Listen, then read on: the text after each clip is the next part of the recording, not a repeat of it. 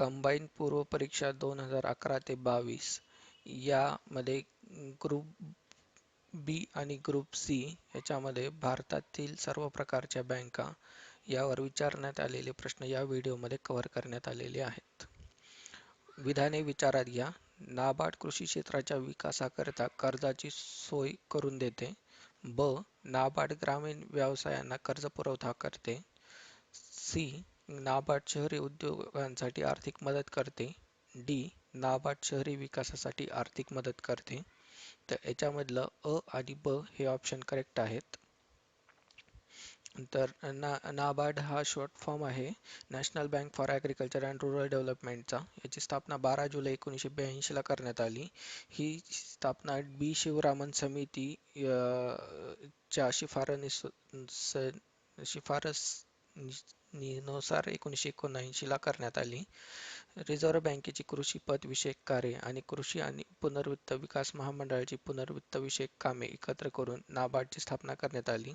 ह्याचं विजन आहे ग्रामीण समृद्धीला चालना देणारी देशाची विकास बँक. ह्याचं मिशन आहे आर्थिक आणि गैर आर्थिक हस्तक्षेप, नवकल्पना, तंत्रज्ञान आणि संस्थात्मक विकास यांच्या माध्यमातून शाश्वत आणि न्याय शेती आणि ग्रामीण विकासाला चालना देणे. तर नाबार्ड हे बँक आहे.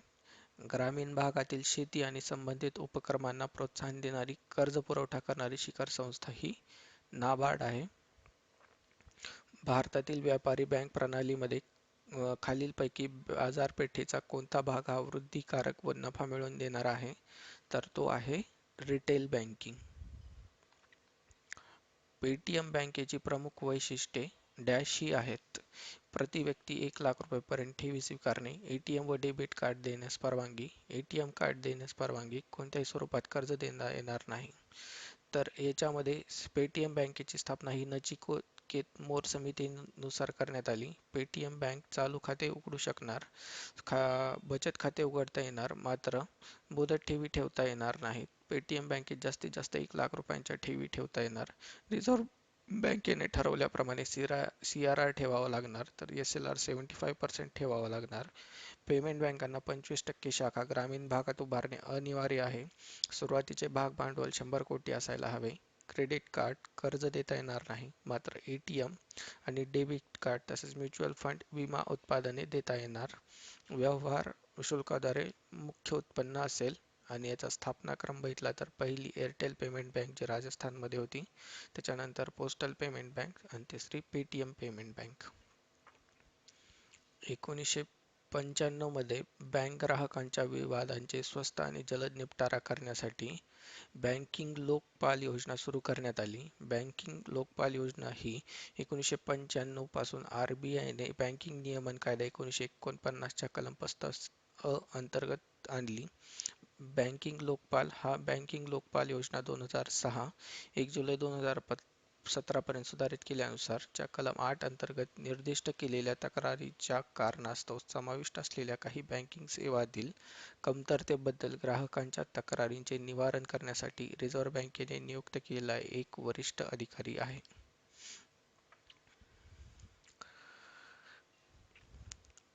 केंद्र सरकारला पुढीलपैकी कोणत्या क्षेत्रात वावरताना अधिक काळजीपूर्वक व जबाबदारीने वागावे लागेल? तर ती आहे बँकिंग क्षेत्र. बँकिंग क्षेत्राचे अर्थव्यवस्थेतील महत्त्व खालील मुद्दे स्पष्ट करतात. 1. बँका लोकांच्या वैयक्तिक बचती गोळा करतात आणि त्या बचतीतून उत्पादक व्यावसायिकांना कर्ज देतात. दुसरं, बँकांना दिलेली कर्जे व्यापार सुलभ करते. तिसरं, देशाच्या अर्थव्यवस्थेमध्ये उपलब्ध असणारा पतपुरवठा अगदी योग्य प्रकारे अधीसरित ठेवण्यात बँका एक प्रकारे रक्तवाहिन्याचे कार्य करतात. चौथं, सामान्य जनता स्वतःचे पैसे सुरक्षित ठेवण्याबरोबरच व्याज मिळवून देण्याचे हक्काचे साधन म्हणून बँकिंग क्षेत्राकडे पाहते. पाचवं, वरील सर्व बाबींचा विचार करता केंद्र सरकारला बँकिंग क्षेत्रात वावरताना अधिक काळजीपूर्वक आणि जबाबदारीने वागावे लागेल ही बाब अधोरेखित होते. विधाने विचारात घ्या. अ. पतपत्रे देणे हे व्यापारी बँकेचे प्राथमिक कार्य आहे. ब. व्यापारी बँकांच्या चालू खाते ठेवी आणि बचत खाते ठेवी यामध्ये काहीही फरक नाही. क. देशाच्या मध्यवर्ती बँकांकडून पतपैसा निर्माण केला जातो. तर यामध्ये असत्य विधाने ओळखायची आहेत. तर ही सर्वच विधाने असत्य आहेत. तर पत्र ही एक प्रकारची हमी देते. पत्र पत्र देणं हे द्वितीय कार्य आहे. तर चालू खात्यामध्ये आणि बचत खात्यामध्ये मुख्य फरक हा आहे की चालू खात्यामध्ये ठेवीवर व्याज मिळत नाही, पण बचत खात्यामध्ये मिळते. पुन्हा व्यवहार संख्येवर चालू खात्यामध्ये बंधन नसते, तर बचत खात्यांमध्ये असते. व्यावसायिकांच्या सुलभतेसाठी चालू खाते असते, तर नोकरदारांच्या सुलभतेसाठी बचत खाते असते. याच्यात चालू खात्यामध्ये किमान शिल्लक जास्त असावी ठेवावी लागते, तर बचत खात्यामध्ये कमी ठेवावी लागते. व्यापारी बँकांनी दिलेल्या कर्जावरील व्याजदरासाठी वर्ष 2010 मध्ये लागू केलेल्या पायाभूत दर मोजणी मध्ये कोणत्या बाबींचा विचार केला जातो? तर याच्यामध्ये निधीवरील खर्च, रेपो रेट आणि कमीत कमी परतावा या बाबींचा विचार करावा लागतो. तर पायाभूत दर म्हणजे काय, तर बेस रेट. तर याची सुरुवात 1 जुलै 2010 ला करण्यात आली. याचा मुख्य आधार होते निधीवरील सरासरी खर्च, दुसरा किमान परतावा दर, तिसरा हाताळणी खर्च, चौथा रोकड रोखता प्रमाण ठेवण्यासाठी येणारा खर्च. Marginal cost of fund based lending rate म्हणजे MCLR ही संज्ञा 1 एप्रिल 2016 पासून पायाभूत दराऐवजी लागू केली. याचा आधार आहे निधीवरील सीमांत खर्च, हाताळणी खर्च, हप्त्याचा कालावधी आणि रोकड रोखता प्रमाण ठेवण्यासाठी येणारा खर्च. चुकीचे विधान कोणते? सन 1969 मध्ये 19 बँकांचे राष्ट्रीयकरण करण्यात आले. ज्या व्यापारी बँकांचे डिपॉझिट ₹50 कोटीच्या वर होते त्यांचे राष्ट्रीयकरण करण्यात आले. तर याच्यामध्ये रिझर्व्ह बँक ऑफ इंडिया ही भारताची मध्यवर्ती बँक आहे आणि 1949 साली संमत करण्यात आलेल्या बँकिंग नियमन कायद्यामुळे रिझर्व्ह बँकेला इतर बँकांचे नियमन करण्याचा अधिकार प्राप्त झाला. त्या कायद्याला अनुसरून 19 जुलै 1969 रोजी 14 खाजगी बँकांचे राष्ट्रीयकरण करण्यात आले.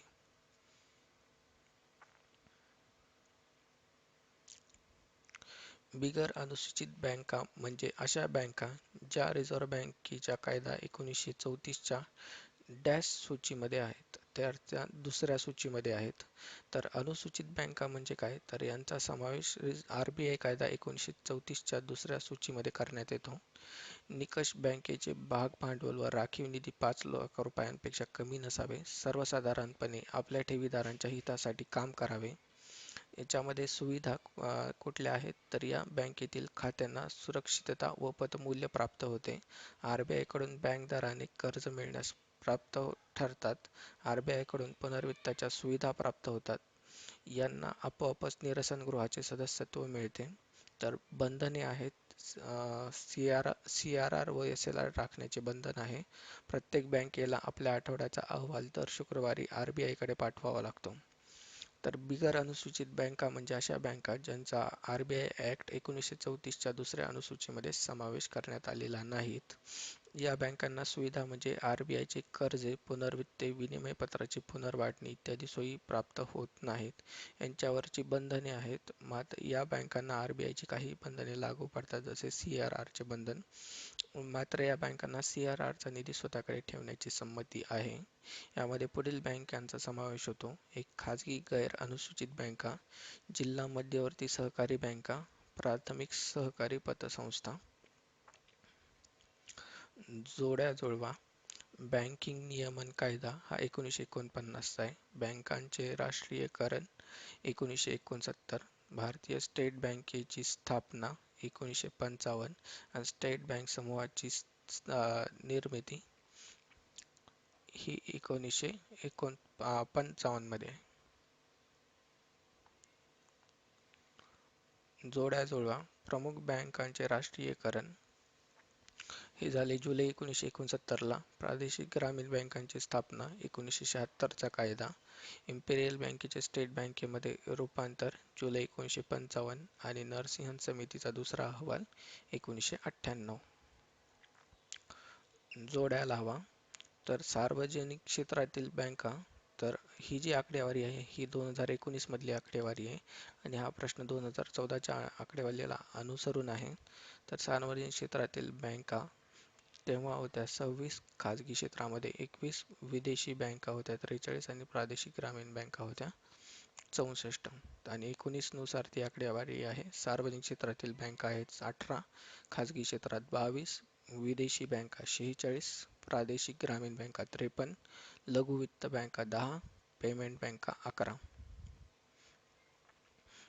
सन 2012-13च्या भारतीय रिझर्व्ह बँकेच्या लेख्यानुसार खालील जोड्या जुळवा. तर याच्यामध्ये राष्ट्रीय बँक मधली तर ती आंध्रा बँक आहे. विदेशी बँक ही वुरी बँक आहे. जुनी खाजगी क्षेत्रातील बँक ही नैनिताल बँक आहे आणि नवीन खाजगी क्षेत्रातील बँक येस बँक आहे. योग्य विधान ओळखा. अग्रणी बँक योजना 1959 मध्ये सुरू करण्यात आली. ब.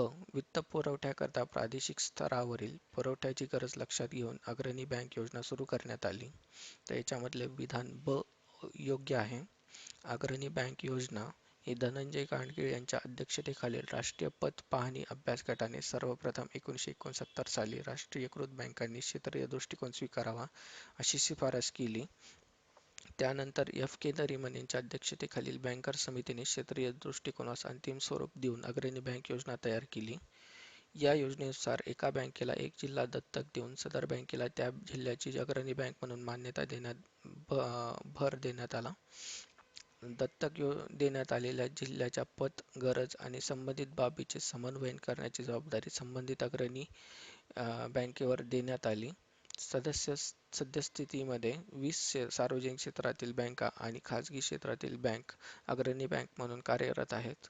महाराष्ट्राचे bank of Maharashtra he bank अग्रणी बँक योजनेची संयोजक म्हणून कार्य करते. खालील बँकांना महाराष्ट्रामध्ये अग्रणी बँकेचा दर्जा आहे. त्याच्यामध्ये एक आहे सेंट्रल बँक, दुसरी bank of Maharashtra, state bank of India आणि बँक ऑफ इंडिया. क्षेत्रीय ग्रामीण बँकांना या सार्वजनिक क्षेत्रातील बँकांकडून पुरस्कृत केल्या जातात. ब. एफ नरसिम्हन हे ग्रामीण बँक विशेष कार्यगटाचे प्रमुख होते. हे दोन्ही स्टेटमेंट करेक्ट आहेत. तर क्षेत्रीय ग्रामीण बँका ह्या 1 जुलै 1975 रोजी नरसिंहम यांच्या अध्यक्षतेखालील ग्रामीण बँक विषयक कार्यगट स्थापन करण्यात आला. नरसिंहम कार्यगटाच्या शिफारशीनुसार 26 सप्टेंबर 1975 रोजी प्रादेशिक ग्रामीण बँक अध्यादेश 1975 जारी केला. 2 ऑक्टोबर 1975 रोजी राष्ट्रपतींच्या अध्यादेशाद्वारे पहिल्या 5 क्षेत्रीय बँका अस्तित्वात आल्या. एक मोरादाबाद आणि गोरखपूर ही उत्तर प्रदेशमध्ये, भिवानी हरियाणामध्ये, जयपूर राजस्थानमध्ये आणि मालदा पश्चिम बंगाल. 9 फेब्रुवारी 1976 अध्यादेशाचे कायद्यामध्ये रूपांतर करण्यात आले. सद्यस्थितीला एकूण 56 क्षेत्रीय ग्रामीण बँका कार्यरत आहेत.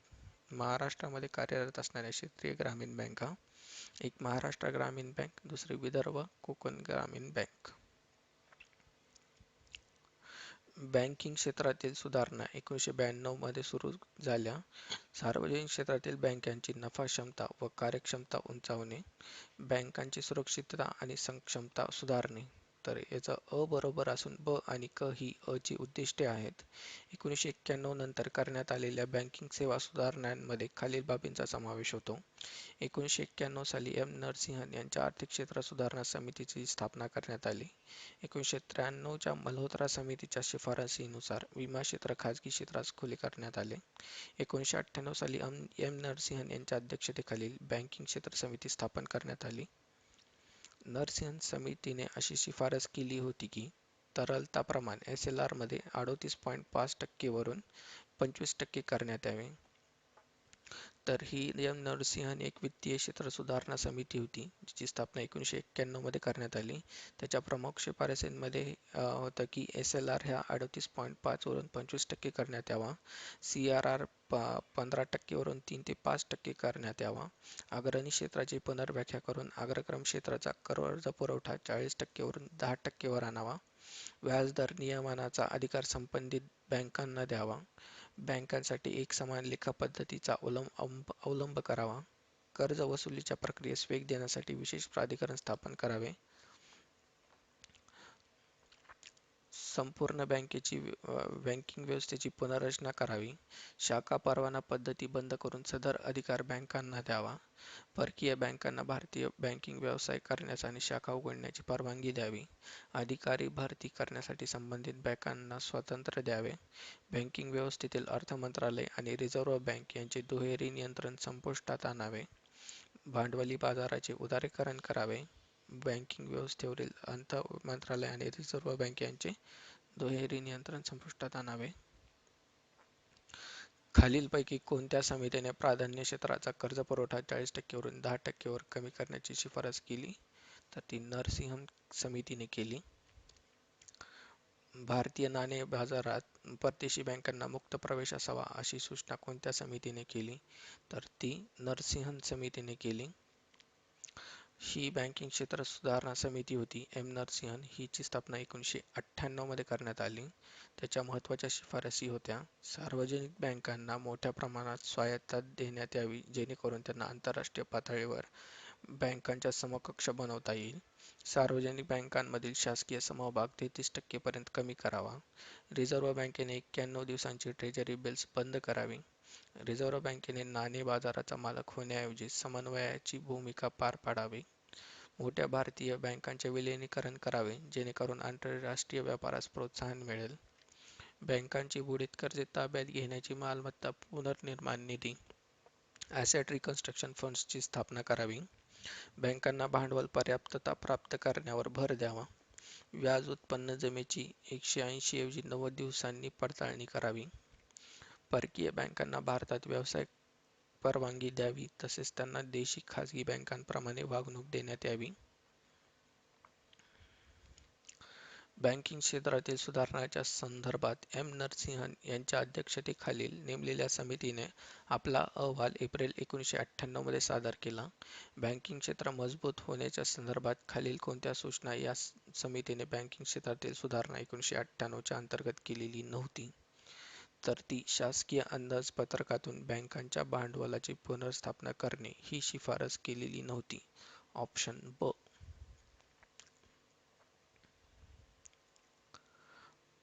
बँकांच्या एकूण कर्जपुरवठ्यापैकी अग्रगण्य क्षेत्राकरिता डॅश इतका कर्जपुरवठा अपेक्षित आहे? तर तो आहे 40%. तर अग्रक्रम क्षेत्राबद्दल बोलायचं झालं तर 1972 मध्ये रिझर्व्ह बँकेने अग्रक्रम क्षेत्राची व्याख्या केली. अग्रक्रम क्षेत्रामध्ये कृषी, सूक्ष्म लघु व मध्यम उपक्रम, निर्यात कर्जे, शिक्षण, गृह, सामाजिक पायाभूत सुविधा, पुनर्निर्मितीक्षम ऊर्जा आणि इतर बाबींचा समावेश होतो. भारतीय व्यापारी बँकांना अग्रक्रम क्षेत्राला 40% कर्ज देण्याचे लक्ष्य घालून देण्यात आले आहे. परकीय बँकांना अग्रक्रम क्षेत्राला 32% कर्ज देण्याचे लक्ष्य होते, परंतु सध्या ही मर्यादा 40% इतकीच केली आहे. भारतातील व्यापारी बँकांना अग्रक्रम कर्जपुरवठ्यापैकी 40% कर्जपुरवठा कृषी क्षेत्राला करावा लागतो.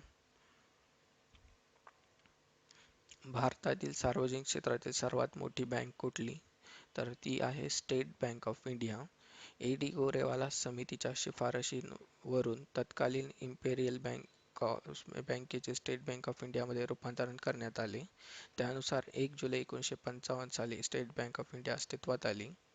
1 एप्रिल 2017 पासून स्टेट बँक ऑफ इंडियाच्या 6 सहयोगी बँका स्टेट बँक ऑफ इंडियामध्ये विलीन करण्यात आल्या. 2019 मधील फॉर्च्यून ग्लोबल 500 यादीमध्ये स्टेट बँक ऑफ इंडिया 236व्या क्रमांकावर आहे. ऑगस्ट 2010 रोजी खालीलपैकी कोणती बँक स्टेट बँक ऑफ इंडियामध्ये विलीन करण्यात आली? तर ती होती दी स्टेट बँक ऑफ इंदौर. खालीलपैकी कोणत्या बँकेने डिसेंबर 2011 मध्ये आपली 100 वर्षे पूर्ण केली? तर ती होती सेंट्रल बँक ऑफ इंडिया. याची स्थापना 21 डिसेंबर 1911 ला झाली. सर सोराबजी पोखकानवाला यांनी सदर बँक स्थापन केली. फिरोजशाह मेहता या बँकेचे प्रथम अध्यक्ष होते. पंतप्रधान नरेंद्र मोदी यांनी नुकताच अनावरण केलेले भीम हे लघुरूप असलेल्या ॲपचे पूर्ण रूप खालीलपैकी कोणते आहे? तर ते आहे भारत इंटरफेस फॉर मनी. याचे अनावरण 30 डिसेंबर 2016 ला करण्यात आले. उद्घाटक नरेंद्र मोदी होते. निर्मिती नॅशनल पेमेंट्स कॉर्पोरेशन ऑफ इंडियाद्वारे. भीम हे पैसे हस्तांतरण करण्यासाठी युनिफाईड पेमेंट इंटरफेस या प्रणालीचा अवलंब करते. भीम खालील भाषांमध्ये उपलब्ध आहे: इंग्रजी, हिंदी, बंगाली, तामिळ, तेलुगू, कन्नड, मल्याळम, गुजराती, ओडिया. बँकेत धनादेशाचे वाचन करण्यासाठी कशाचा वापर केला जातो? तर तो केला जातो MICR कोडचा.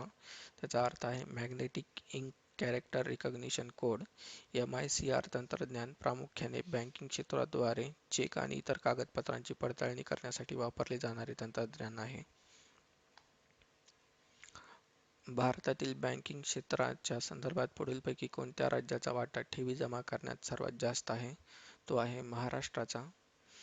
भारतातील एकूण राज्यांपैकी बँकांमधील ठेवी जमा करण्यामध्ये डॅश अग्रेसर आहे, तर ते आहे महाराष्ट्र. त्याचा क्रम आहे पहिल्या नंबरला महाराष्ट्र, नंतर दिल्ली, नंतर उत्तर प्रदेश, नंतर कर्नाटक आणि नंतर तामिळनाडू.